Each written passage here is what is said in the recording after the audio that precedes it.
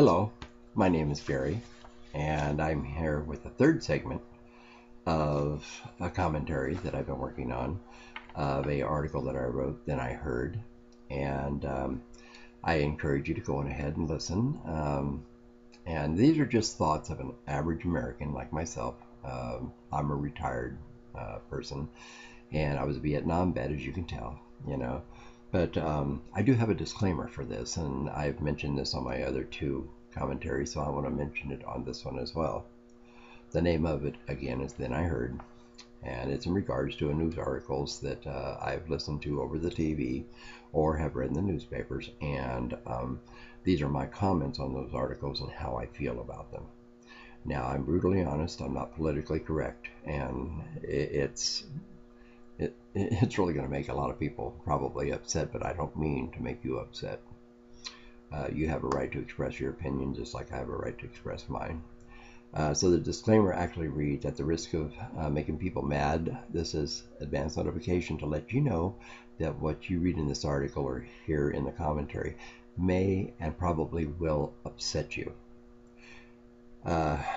If you are gay, or if you are a criminal, or if you're an illegal immigrant, or a politician, I can guarantee you'll probably not like what you're about to hear.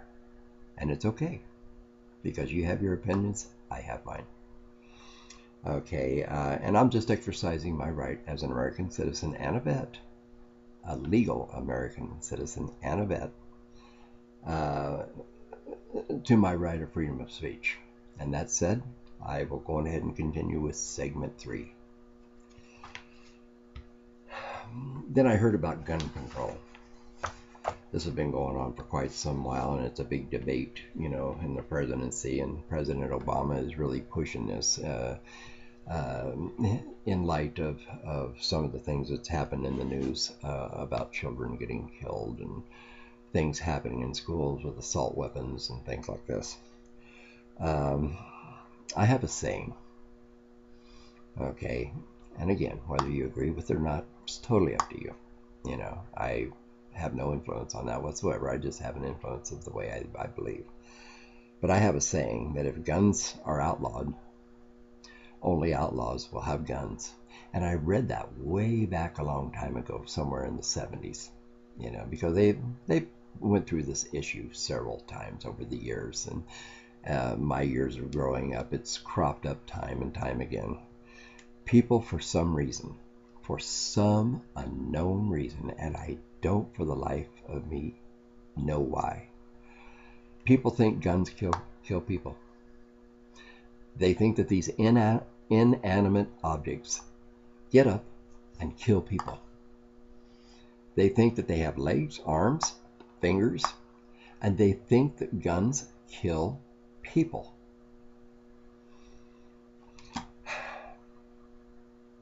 Well, I'm against the gun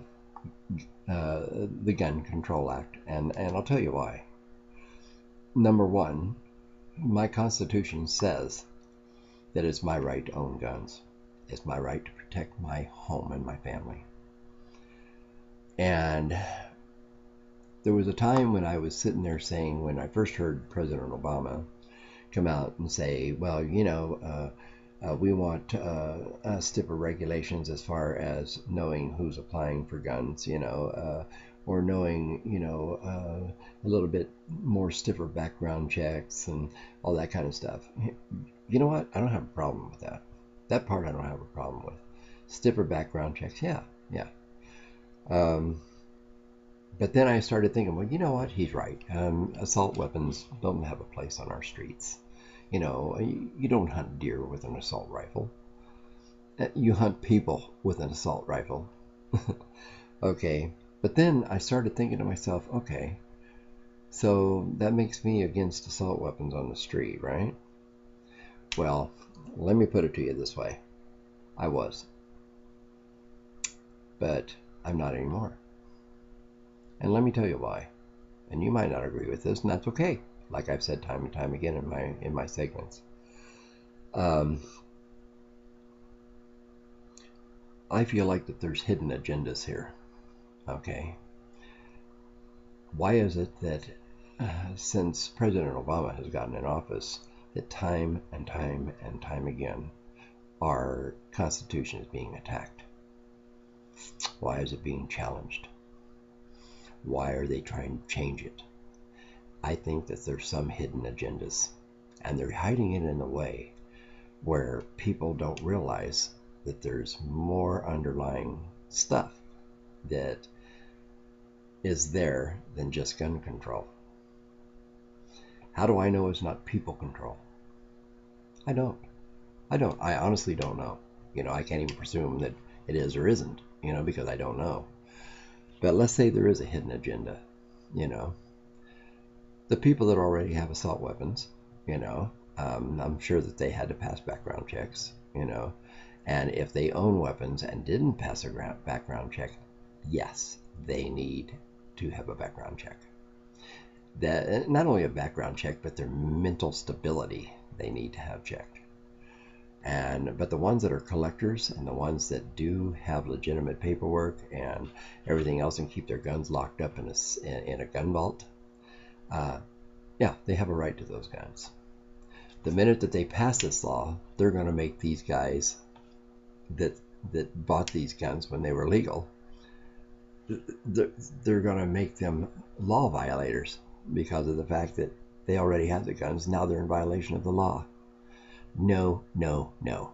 These guys get to keep their guns, And I don't think that you should regulate the amount of ammo that can be used in those guns. Why? Because it's my right to own it. Simple as that. Second Amendment right. Mr. President, read the Second Amendment. Okay?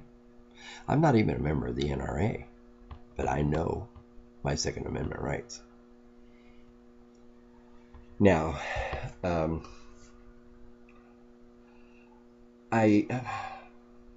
like I said before, I think that there is a hidden agenda there. I don't know what it is yet, but I think it'll surface once these laws, if they do get passed, which I hope they don't, because I'm not going to vote for them, nor am I going to work towards making it happen. By the way, I was sent an email by President Obama because I am Democrat. And I was sent a note from him, or from one of his representatives, actually. And the representative is asking me to become active in making sure the background checks are, and this gun control thing of President Obama's goes through, and they want me to put my name on a list of names of people that want to push this through. I won't, because I don't feel it's legal. It's against my constitutional rights and against every man and American and woman in this country of their Second Amendment rights. So I want to be able to protect my family, and I don't want some yo-yo in Washington telling me that I can't. It's as simple as that. If somebody comes through my house or through my door and attacks my family, they're going to be met with strong resistance. And the reason why that is because I love them. And it's my job to protect them. And I will. Again, whether it be foreign or domestic violence, I will protect my family and myself. So anyway, that said, I'm not a violent man, nor am I a hostile man, and I have no desire to shoot anybody, except maybe a nice venison, or, go out hunting. I love pheasant, so anyway, that being said, again, I think that as long as the president is surrounded by men who carry guns to protect him, that he has no business telling us not to own guns. And I don't think he's telling us not to own them. I think he just, I don't know. I really don't know. And the reason why I don't know is because I still think there's a hidden agenda there somewhere. Don't know what it is, but gut feeling. 66 years old. I don't get just whimsical feelings. I get these gut feelings, kind of like a cop. Well, I've said what I had to say about gun control. I really appreciate you folks for listening to these segments, and if you wish to hear more, please feel free to make comments. below these articles. And let me know if you want to hear more, and I'll give you more of my opinions and the way I'm going to handle things. Yeah. If you wish to hear it. On the other hand, what I do encourage all of you to do is, if you agree with any of these things that I've said, we need to act on these things as soon as possible. And we only can do that by voting. We vote out the incumbents. We get new people in there. If we don't like what people are doing in Washington right now, we have the right to kick them out. We have the right to fire them. We found out, that Lyndon Baines Johnson, or not Lyndon Baines Johnson, I'm sorry, Richard Nixon, we found out some of the things that he did, and he resigned from office. And I think that if we find that there's any monkey business going on with this administration, I think that the public has that same fluid impact that they did with Richard Nixon. So, that being said, I'm going to do everything legitimate and very, very upright and legal through my vote, and through contacting my congressmen or my senators or whoever they might be, or my state officials, and tell them what my intentions are and what I'm going to do. And I'm talking about through my vote.